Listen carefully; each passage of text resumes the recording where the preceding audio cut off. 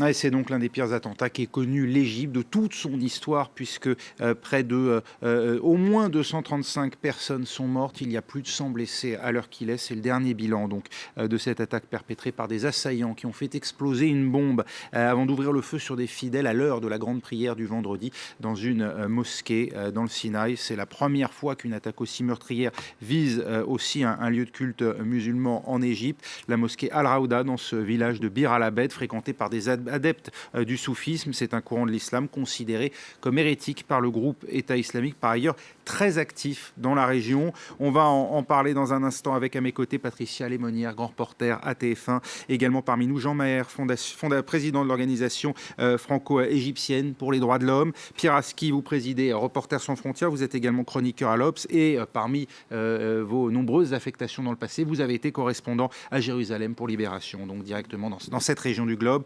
Gauthier Ribinski, vous êtes chroniqueur international, bien sûr, à France 24. Nos téléspectateurs vous connaissent bien, tout comme d'ailleurs Éric de la Varenne avec nous en direct du Caire, que l'on part rejoindre tout de suite. Où en est la situation ce soir au Caire, Éric? On imagine c'est toujours le choc. On le sait, l'armée égyptienne a mené par ailleurs des raids aériens sur le Sinaï. Oui, effectivement, le président Abdel Fattah el-Sisi a, juste après avoir pris connaissance de cet attentat, réuni un conseil d'urgence avec les hauts responsables militaires et de la police. Il a décrété un deuil national de 3 jours. Et on a appris il y a peu de temps là, que l'armée, l'aviation militaire avait lancé des raids dans la région de cette mosquée qui a donc été visée ce matin par un terrible attentat. Alors c'est un choc total ici en Égypte. Depuis 4 ans à peu près, le nord de cette région, le nord Sinaï, donc, connaît une expansion du djihadisme. Des groupes ont fait allégeance au groupe État islamique fin 2014, donc il y a 3 ans. Et depuis, il y a une croissance de la violence contre les forces de sécurité égyptiennes, contre la police et les militaires. Il y a eu des centaines de morts parmi les forces de la police et les militaires, donc depuis un petit peu plus de 3 ans dans le Nord Sinaï. Depuis décembre dernier, les djihadistes s'en prennent aux chrétiens, aux coptes. Ils ont attaqué une église en décembre dernier au centre du Caire. Ils ont attaqué des églises un petit peu plus au nord dans le delta du Nil. Il y a eu un exode des populations coptes du Sinaï, du Nord Sinaï, à partir des mois de janvier et février dernier. Et on a pu relire plutôt, il y a quelques minutes, après cet attentat, que l'un des plus importants émirs du groupe État islamique dans le Nord Sinaï montrait du doigt déjà les populations soufis, indiquait qu'il fallait les éradiquer du Nord Sinaï et de l'Égypte, et tout ça depuis plusieurs mois déjà, et avait montré du doigt aussi cette mosquée, précisément, cette mosquée donc soufie dans laquelle se joue un islam considéré comme mystique et plus tolérant. Éric, quelle va être la réponse des autorités? On a commencé évidemment à l'apercevoir avec ces raids aujourd'hui. Est-ce qu'on va en rester pour l'heure à des raids aériens? Certainement pas. Pour l'instant, des raids aériens, effectivement, mais depuis un petit peu plus de 3 ans, le nord du Sinaï est sous administration militaire. Il y a un état d'urgence et on peut tout à fait penser que l'armée va ratisser la zone à la recherche des responsables de cette attaque. L'armée est au combat quasiment quotidiennement depuis donc 2013 dans cette région. Elle n'arrive pas jusque-là à venir à bout de cette rébellion islamiste. C'est compliqué apparemment. La presse n'est pas autorisée à se rendre dans cette région, donc nous n'avons pas beaucoup d'informations hormis les communiqués du ministère de l'Information et du ministère de la Défense. Mais ce qui est sûr, c'est donc que l'armée a du mal à venir à bout de cette rébellion, mais qu'elle est au contact de cette rébellion quasiment quotidiennement. Donc on peut s'attendre, en plus des frappes aériennes, à des mouvements de l'armée égyptienne au sol. Éric de la Varenne, vous restez avec nous. Patricia Lémonière, on est saisi à la fois par l'ampleur de cet attentat, par le nombre de victimes qui continue d'ailleurs d'évoluer, et également par la cible qui a été choisie. La cible, on pouvait s'y attendre depuis pratiquement le mois de décembre. Et effectivement, l'émir dont parle votre correspondant, qui était en fait le chef de la police du groupe de l'État islamique dans le Sinaï, eh bien, avait décidé et avait déclaré, en tout cas, que les soufis seraient des cibles et qu'il fallait les éliminer. Et c'est quelque chose qui dure depuis très longtemps, cette rage, cette haine à l'égard du soufisme. On en a des exemples en Afrique, on a eu Tombouctou, on en a eu des exemples à Mossoul. Donc, si vous voulez, c'est une tendance forte. Et cette tendance est d'autant plus renforcée aujourd'hui qu'il ne faut pas oublier que cela se passe au moment où le groupe de l'État islamique subit un revers territorial majeur en Syrie et en Irak. Donc, il a besoin de marquer des points. Et il marque des points dans une partie où il est toujours en position de force. Jean Maher, pour vous, ça ne fait pas doute, c'est l'œuvre du groupe État islamique? La manière dont ils l'ont fait, la mécanique est tout à fait comparable à tous les autres attentats. Pour moi, c'est tout clair que c'est l'État islamique. Et puis, ils ont besoin de marquer des points, disait Patricia Lémonière. On marque des points lorsqu'on frappe une mosquée au prétexte, ça reste à prouver bien sûr, qu'elle est fréquentée par des soufis. C'est des soufis, pour eux, c'est des kafaras, comme les coptes d'ailleurs, comme les chrétiens, c'est pareil, c'est des infidèles. C'est des mécréants, kafaras, mécréants, infidèles. Ils méritent la mort, ils ne méritent pas la vie.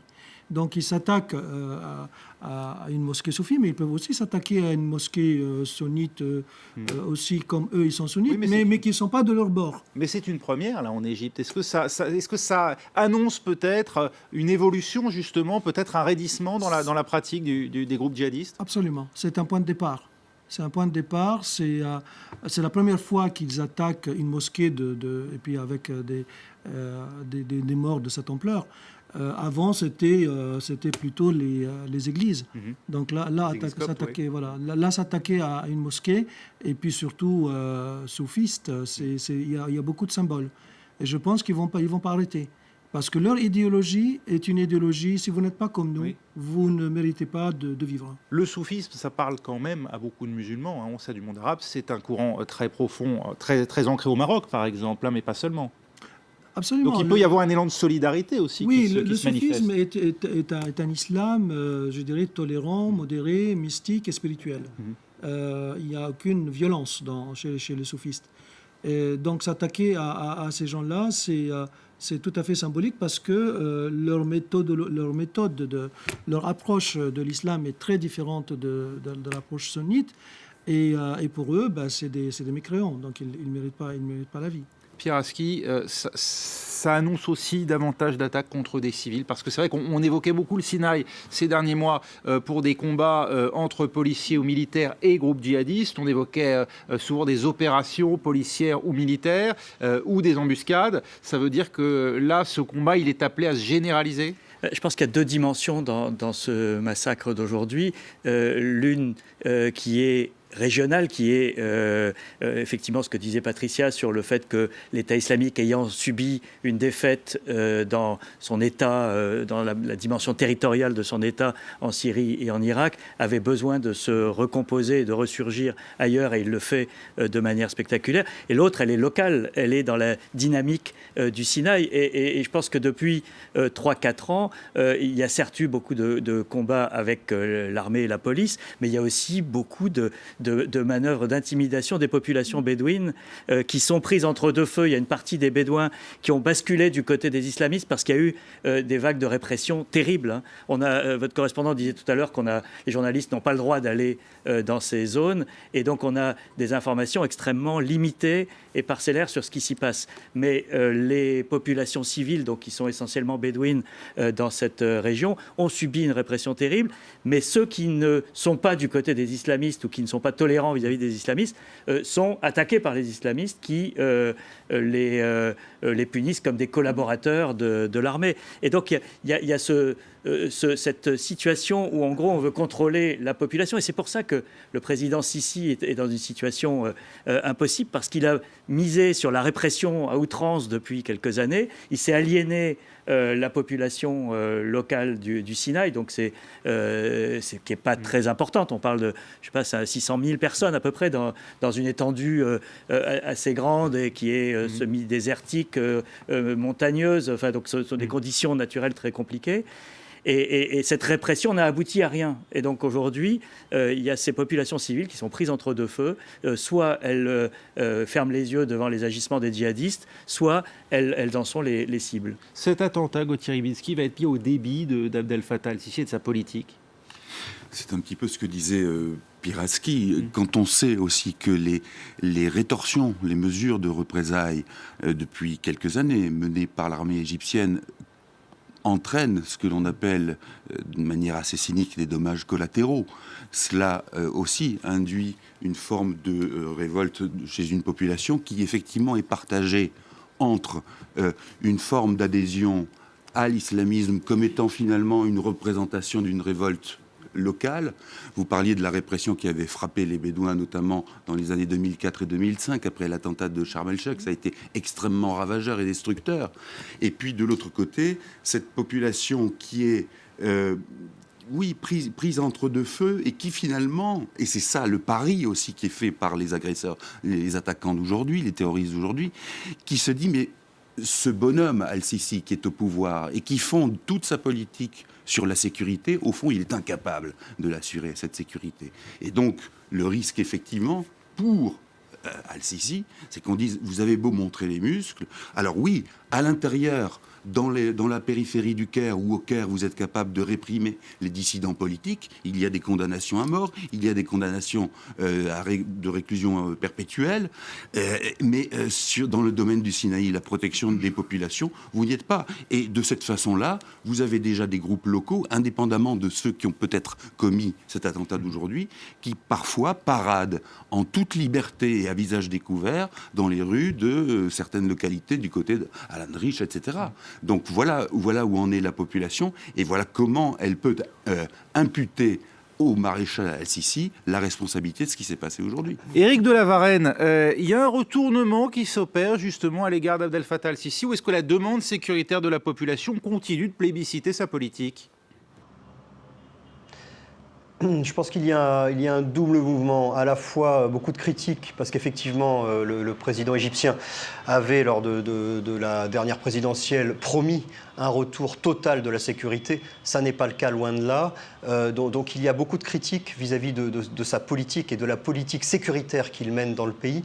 Et il y a parallèlement aussi une espèce d'élan et de resserrement autour des autorités. Une partie de la population, finalement, est prise de panique face à ces attentats de plus en plus terribles et décide de faire front avec les autorités parce que cette population estime que finalement on n'a pas le choix, il faut faire front avec le gouvernement pour venir à bout de toutes ces attaques terroristes, que ce soit dans le Nord Sinaï, qui connaît le plus grand nombre d'attaques terroristes ici en Égypte, mais aussi finalement dans les grandes villes d'Égypte et encore récemment dans le désert de l'Ouest, non loin de la frontière libyenne, où les forces de sécurité sont tombées dans une embuscade. On va voir les réactions peut-être, parce qu'elles sont très nombreuses, notamment les tweets d'Emmanuel Macron et Donald Trump. On serre les rangs bien sûr aujourd'hui autour de l'Égypte. Patricia Lémonière, la coopération sécuritaire, on le sait, est forte. Alors historique bien sûr entre les États-Unis et l'Égypte, mais également elle s'est renforcée ces dernières années entre la France et l'Égypte. Il y a une rencontre d'ailleurs toute récente entre Emmanuel Macron et Abdel Fattah al-Sisi. C'est plus que jamais d'actualité, j'allais dire, après un attentat comme celui-ci. La coopération, je ne sais pas, je ne vois pas vraiment, à part fournir des armements, des armes sophistiquées, etc., ce que l'on peut vraiment faire à part un soutien. En fait, c'est le maréchal et sa politique qui sont face au problème. Et les choix politiques et stratégiques qu'il a fait vis-à-vis du Sinaï, aujourd'hui, se retournent contre lui. Il a sécurisé les grandes villes balnéaires, mais il a abandonné le centre du pays. On a laissé complètement tomber ces populations sur un plan économique. Donc, l'implantation djihadiste de l'islam radical est très ancienne dans le Sinaï. Elle n'est pas de ces 3 dernières années. Donc, il y a cette implantation qui est faite avec des mariages, avec des tribus bédouines. Les Bédouins, comme on l'a dit, sont partagés. et le pouvoir au Caire a abandonné le cœur du Sinaï. Même dans cette ville d'Al-Arrach, on ne peut pas circuler la nuit. Les rues sont abandonnées aux djihadistes ou à l'islam radical, ou à ceux en tout cas, ou aux mafias, parce que le Sinaï est un lieu de transit d'armes, d'êtres humains. C'est le lieu de tous les trafics. Et ce qui m'interroge aujourd'hui, c'est qu'il y avait une petite tentative d'ouverture avec la bande de Gaza. Que va-t-il se passer maintenant? Terminal de Rafah, oui, c'était un poumon pour cette population. Et ça va être très facile de dire, eh bien, refermons tout et tentons de faire voilà, Pierre, vas-y, tu voulais intervenir. On va en parler dans un instant avec vous, bien sûr, Pierre Aski, avec également Jean Maher et Gauthier Ribinski. Éric de la Varenne, lui, ne sera pas avec nous dans la deuxième partie de cette édition spéciale, mais on reviendra bien sûr sur la situation, aussi bien dans le Sinaï, en Égypte, mais aussi au regard de l'accord qui a été conclu tout récemment entre les deux composantes historiques du mouvement palestinien. Et ce que ça peut effectivement avoir comme conséquence. Alors, il y avait la réouverture temporaire et ponctuelle de Rafah. Est-ce que ça va être mis en cause? Là aussi, c'est l'une des questions. On en parle dans un instant.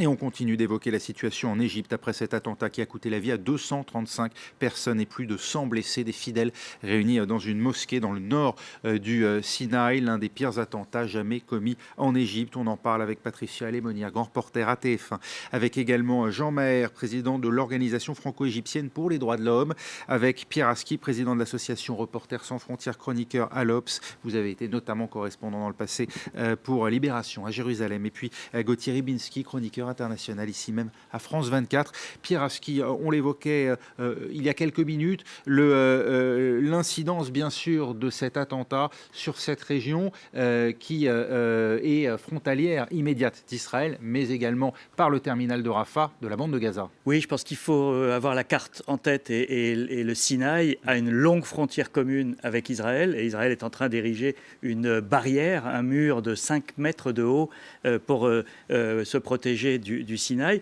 Et de l'autre côté, vous avez donc tout au nord du Sinaï une frontière commune avec la bande de Gaza.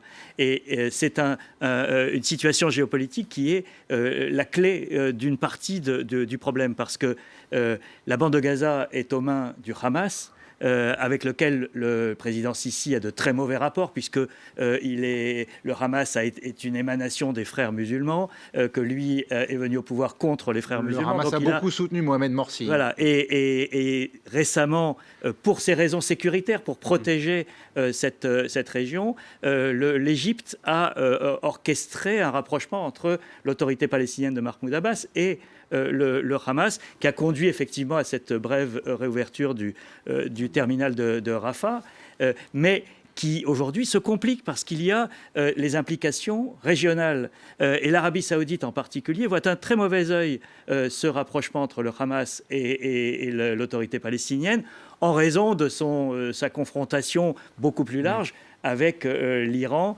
qui par ailleurs soutient le Hamas. Donc c'est une complexité extraordinaire. Vous pensez que le terminal de Rafah va rester fermé, que l'embargo qui pèse en gros sur les habitants de la bande de Gaza va s'en trouver renforcé? Absolument, parce que ces 2 derniers jours, il y a eu une réunion interpalestinienne au Caire, il y avait 13 factions représentées, qui a abouti à un accord à minima, qui n'a pas réussi à résoudre tous les problèmes. Il prévoit quand même un gouvernement d'union nationale d'ici décembre. C'est la 14e fois qu'on prévoit un gouvernement d'union nationale. Le pouvoir effectif notamment de police civile confié à l'autorité palestinienne et des élections l'an prochain. Oui, mais vous avez cette complexité régionale qui fait que l'Arabie saoudite d'un côté, l'Égypte qui a ses propres intérêts sécuritaires immédiats, Israël qui voit d'un très mauvais œil aussi le Hamas remis dans le jeu alors qu'il ne baisse pas les armes contre Israël, pas plus que le djihad islamique, autre milice présente sur le territoire de Gaza. Donc tout cet ensemble... Vous voyez que ça peut arranger tout le monde de maintenir Gaza sous les verrous d'une certaine manière. Vous avez l'État islamique qui a d'une certaine manière les coups des franches pour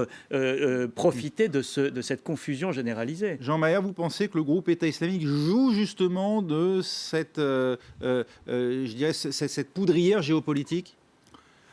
Si vous permettez, je voudrais tout simplement commenter quelques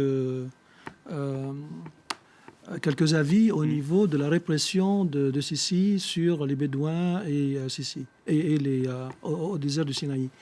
Je ne partage pas cet avis. Lequel? Expliquez-nous. Je vous explique. Le terrorisme est né en Égypte par les frères musulmans en 1928. Ce sont les frères musulmans. Ils ont un seul but, enfin il y a deux buts. L'État islamique local, et puis après la ville, et puis ensuite la région, et puis ensuite le pays, et puis toute la région du Moyen-Orient, et puis le monde entier. Parce que pour eux, c'est la charia et c'est l'État islamique mondial. C'est une idéologie qu'on ne changera pas. Elle est dans leur logo. Hein, vous cherchez le logo des frères musulmans, elles sont là. Et je veux bien qu'il y ait un changement vis-à-vis d'eux quand ils changeront leur logo et leur idéologie. Les attaques au Sinaï, ils sont pas du tout différents de ce qui se passe en France, avec peut-être un niveau un peu supérieur parce qu'il y a des Kalachnikov, il y a des moyens militaires. Mais si vous prenez Charlie Hebdo, Nice ou Bataclan, avec des ennemis invisibles, et on s'y attend pas, et hop, et on attaque, et voilà. Mais je voudrais dire... Pardonnez-moi, vous attribuez ces attaques aux frères musulmans. Pour vous, c'est le fruit de l'idéologie des frères musulmans, plus que du wahhabisme. L'État islamique est le fruit de l'idéologie des frères musulmans. Le wahhabisme et le salafisme, et les frères musulmans, c'est bonnet blanc, blanc bonnet, c'est pareil.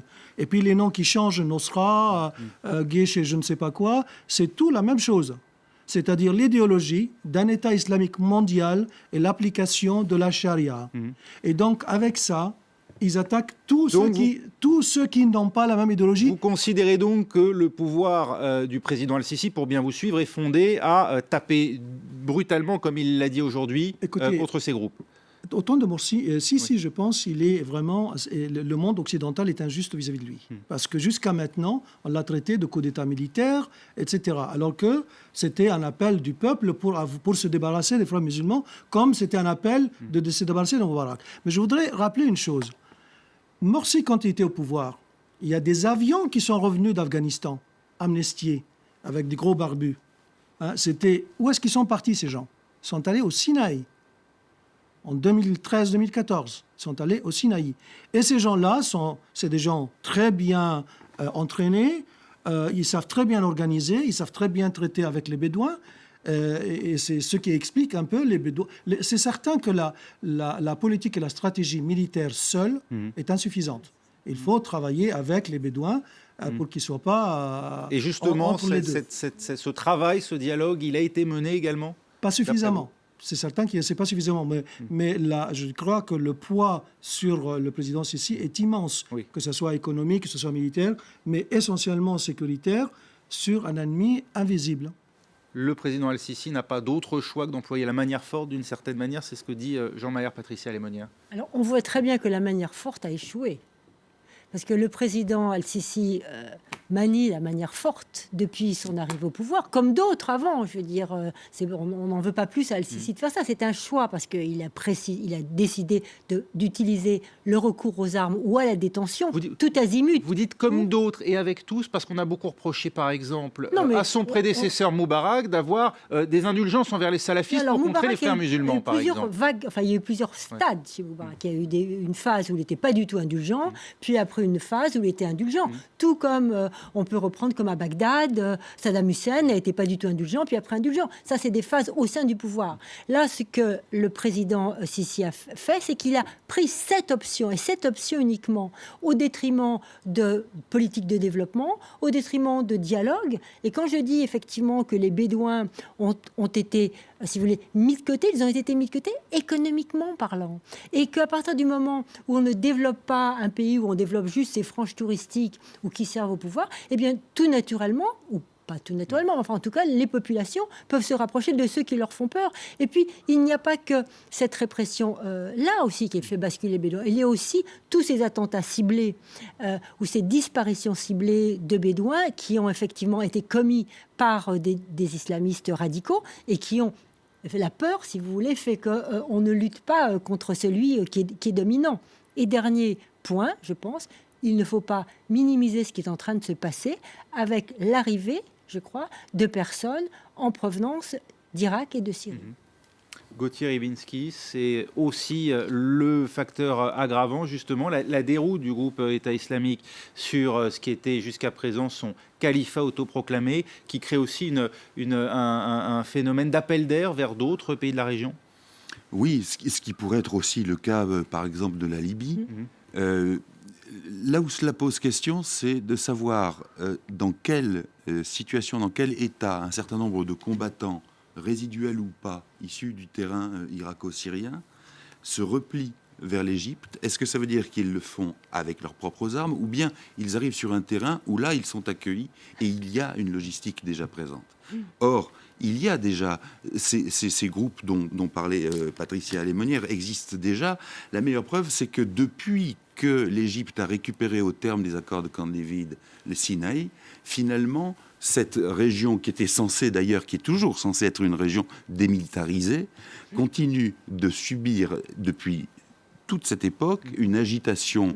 Alors, on parlait pas forcément de djihadisme à l'époque, même si vous avez raison, c'est quand même Saïd Al-Qutb, un Égyptien, qui a théorisé le djihadisme moderne, mais il y a toujours eu cette instabilité des frères musulmans, proximité, et Hassan al-Banna aussi. Et Hassan al-Banna, bien sûr, mise à disposition des armes, et là donc peut-être un accueil extrêmement favorable à un certain nombre de combattants qui ont non seulement une revanche, mais même une vengeance à prendre par rapport non seulement à un problème territorial, encore que je ne sois pas persuadé que la question même du territoire et de sa maîtrise soit capitale dans l'organisation État islamique, mais surtout vis-à-vis d'un certain nombre de régimes qui effectivement ont été considérés et sont considérés comme traîtres par rapport à l'islam rigoriste perçu par l'organisation État islamique. Vous voulez dire que par sa politique très dure, celle précisément que juge nécessaire Jean Maire dans ce qu'il nous disait à l'instant, eh bien, le président Al-Sisi crée aussi un pôle de regroupement pour les djihadistes, parce que c'est un symbole aussi à abattre pour les djihadistes, cet État égyptien. Parce qu'il n'y a que cette politique-là appliquée au Sinaï. C'est ce que disait Patricia Lémonière. En ce sens-là, c'est un appel d'air, parce que le terreau est favorable. Une politique, encore une fois, je disais tout à l'heure, mais c'est quelque chose qui est incontestable. Les actions de représailles de l'armée égyptienne, dès qu'il y a une attaque, par exemple, contre des forces de l'ordre, commettent des dommages collatéraux. Il y a des victimes civiles. Il y a là-dessus un terreau favorable. Et dans la mesure où rien d'autre n'est fait pour ces populations, eh bien, je dirais même que ce que Pierre Aski a dit tout à l'heure en disant que les Bédouins étaient partagés, c'est déjà presque, entre guillemets, un miracle. Parce que socialement, économiquement et culturellement, ils seraient même tous forcés. Alors, je ne dis pas que ça excuse, hein, j'explique. Il y en a un autre qui disait que c'était pardonné. Non, c'est expliqué. Ça veut dire qu'il y a la possibilité pour ces gens-là, la tentation d'être effectivement accueillant, voilà, on va dire ça comme ça, vis-à-vis de combattants qui sont en refus. Le Sinaï est abandonné depuis le temps des pharaons. C'est pas d'aujourd'hui. Et donc, il a été abandonné au temps de Nasser, au temps de Sadat, au temps de Moubarak, au temps de tout le monde. Et aujourd'hui, Sisi, avec le canal de Suez et tous ces projets, ils font un tas de tunnels pour justement commencer à faire des relations avec les Bédouins et trouver de l'emploi pour que les Bédouins ils commencent à partager la vie économique. Donc ce n'est pas seulement un truc d'aujourd'hui. Et puis il est bourré, il est infesté. Le Sinaï est infesté de terroristes qui viennent de temps de Morsi. Vous savez, on vit en fait le dilemme de ce monde arabe depuis des années et des années. C'est-à-dire que vous avez ces hommes forts, c'était Ben Ali, c'était Moubarak autrefois, qui pensaient éradiquer cette menace par du tout répressif. Ça a provoqué à un moment toute la période des révolutions arabes. Il y a eu un retour de bâton et de nouveau, on a cette tentation ou cette tentative d'un homme comme Sisi de rétablir ce mythe de l'homme fort qui va régler les problèmes par la voie militaire. Avec ce corollaire qui, hélas, est inévitable qui est le comportement d'une armée lâchée dans une région sans témoin, parce que c'est aussi un élément important. Vous savez que les journalistes égyptiens n'ont pas le droit d'utiliser des informations autres que les communiqués du ministère de la Défense pour décrire ce qui se passe au Sinaï. Et ça, c'est une limite, c'est-à-dire que quand vous nous dites on est aujourd'hui en train de créer des emplois pour les Bédouins, la réalité... Demain, je n'ai pas dit aujourd'hui. Oui, demain, mais demain, si nous Je sommes l'espère. en vie. J'espère. Quel temps perdu, Parce oui. que le problème, c'est que... On ne fait pas un tunnel en 2 jours. Non, hein, mais sous le canal de le Suez. problème, c'est que les Bédouins ont le sentiment, d'avoir été victimes, oui. les victimes collatérales peut-être, mais en tout cas de cette lutte antiterroriste. 2, d'avoir été les oubliés de tous les plans économiques depuis, vous l'avez peut-être dit, depuis les pharaons, je ne sais pas. Et troisièmement, qu'il y a aussi un mépris vis-à-vis d'eux et que Oui. les plans économiques visent aussi à égyptianiser le Sinaï, c'est-à-dire retirer le caractère bédouin de cette région. Et ça, c'est une dimension. Alors là, on rentre dans des complexités régionales qui sont particulières, mais ça rentre en compte dans les réactions des populations. Il y a aussi une dérive, comme le dit Jean-Marie sous Morsi. On a laissé le Sinaï à ces groupes djihadistes. Ouais, on a développé beaucoup une partie, enfin le bord du Sinaï, l'extrême au bord de la mer Rouge, parce que c'était la partie utile, c'était la partie de villégiature, mais tout le reste a été laissé pour. Enfin, je veux dire, c'est pas une zone, une région qui a bénéficié de développement. Mais c'est une région qui a bénéficié des trafics. C'est-à-dire que tout le monde se faisait de ces trafics, s'arrangeait de ces trafics, l'armée comprise. C'est un désert quand même, c'est un immense désert. La population toutes les armes qui égyptienne, sont elle est arrivées. habituée au Nil. Hein, c'est vraiment le delta. Oui. On vit là sur une bande